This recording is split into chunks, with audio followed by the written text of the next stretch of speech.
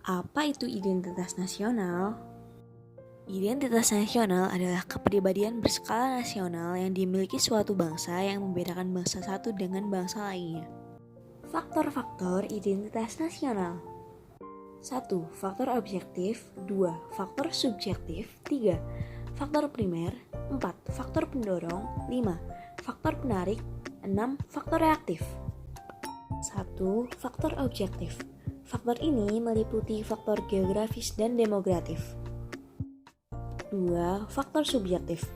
Faktor ini meliputi faktor sosial dan politik yang kebudayaan dan sejarahnya dimiliki oleh bangsa Indonesia.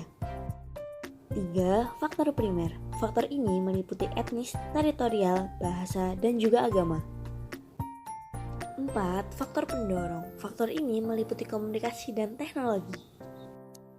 5. Faktor penarik.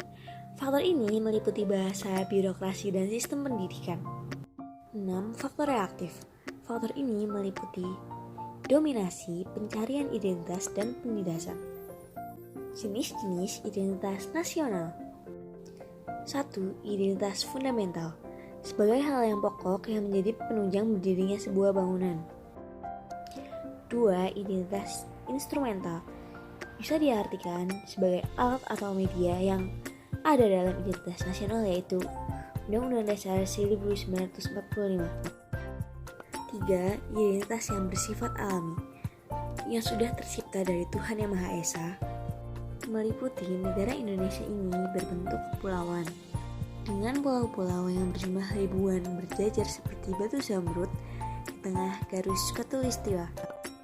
Fungsi identitas nasional yaitu sebagai alat pemersatu bangsa, sebagai landasan negara, sebagai pembeda dari bangsa yang lain.